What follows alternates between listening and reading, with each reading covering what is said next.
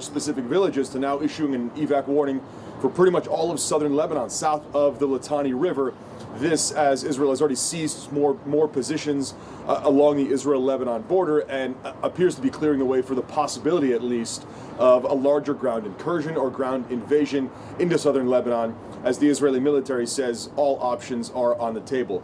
Meanwhile, that's just one front here. Israel continues to carry out strikes and, frankly, pound Tehran itself, going after the Iranian regime, its intelligence apparatus, ballistic missile arrays, ballistic missile launchers.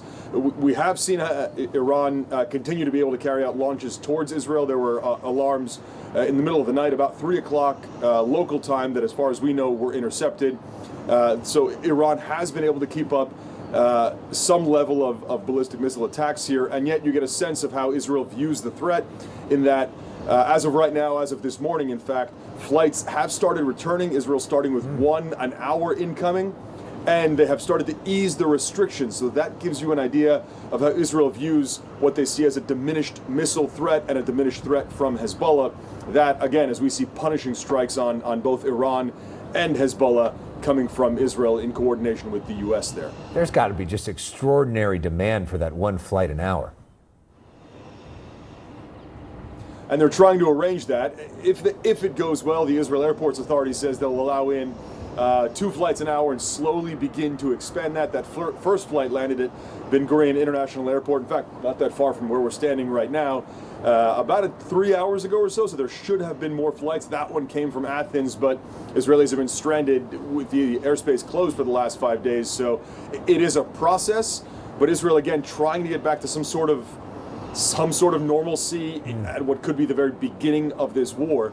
But again, you see, as they begin to ease the restrictions, they view here the threat as diminished. We'll see if Iran and Hezbollah agree with that. Meanwhile, the U.S. Sunk an Iranian Navy warship. What more are you going to tell us about that? Sounds very dramatic. This occurred in international waters off the coast of Sri Lanka, and that's something Defense Secretary Pete Hegseth made sure to point out in his press briefing yesterday. He said he thought the Iranian warship believed they were safe in international waters, and yet they were targeted by a U.S. submarine launching a torpedo in international waters, making it the first time we have seen a submarine with a torpedo down a ship since World War II. Not the only first we've seen in the course of the first 5 days of this war. An Israeli F-35 became the first F-35 to down a manned enemy aircraft in wartime. In terms of the results of sinking that Iranian warship, the Sri Lankan Navy, Sri Lankan officials said 87 bodies had been recovered from the water, 32 others were rescued. It is estimated there were 130 people on that ship, so it may be that there are search and recovery efforts that continue at this point. Iran's foreign minister responded on social media, Abbas Araghchi. He said the U.S. has perpetrated an atrocity at sea, 2,000 miles away from Iran's shores. We heard yesterday from Hegseth and the top U.S. military officer, General Dan Kane, the U.S. unapologetic for targeting Iran, going after their Navy and sinking at this point about 20 of Iran's Navy ships as this continues past the 5-day mark here. But Oren, in terms of where you're standing in Tel Aviv, are you hearing those warning sirens less? Are you feeling a difference on the ground?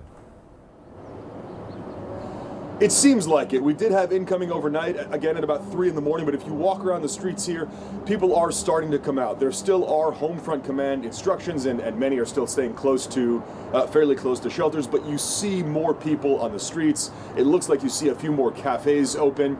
Look, after the past 2.5 years, Israelis have gotten used to incoming, and it seems like there is less of it. Iran has spaced those out, but it appears instead of big barrages here, it's a couple missiles or a couple missiles from Hezbollah that are generally intercepted. And Israelis have a lot of faith in that missile defense array, even as the Home Front Command warns, look, you have to stay near shelters.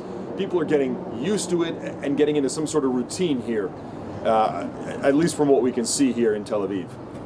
That Iron Dome really is remarkable technology, intercepting a lot of those missiles and drones. Oren Lieberman with us once again live from Tel Aviv. Oren, thank you.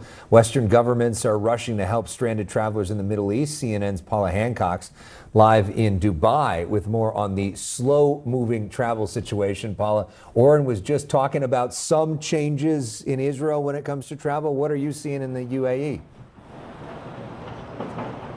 Well, Alex, we're definitely seeing changes here. Hundreds of passengers have managed to get out of Dubai in just the last 24 hours. We know that Emirates, the flag carrier here, has carried out a number of flights. One landed in Dublin, Ireland last night. The airport there saying that it's the first flight they've seen from Dubai in almost 5 days. We also saw a flight going to Bulgaria, one going to Australia, another expected. And other airlines say that they are hoping to have repatriation flights soon. Virgin Atlantic, Sri Lankan, Air India, Fly Dubai. So we are seeing the wheels starting to turn quicker here. It's certainly nothing like it usually is. Dubai Airport is the world's busiest international airport. You usually have up to 600 to 700 flights a day leaving, tens of thousands of passengers. Now, they're not giving official figures of how many flights are getting out. That my colleague Mesa did manually count from flight radar, and there were more than 130 flights that had departed in just the last 24 hours. So we are seeing a ramping up of the effort to get people out. Now, it's a prioritization of people who had a ticket. It's been cancelled because of the last 6 days. So they are the people who are top of the list at this point. We know Qatar Airways as well is hoping to start a limited amount of relief flights, despite the fact its airspace is still closed, but it will start flights from other areas like Oman, for example, that are open. So we're definitely seeing some change here, Alex. So when we joined you 24 hours ago, you had just seen an intercept. When we joined you 24 hours before that, you had just seen an intercept.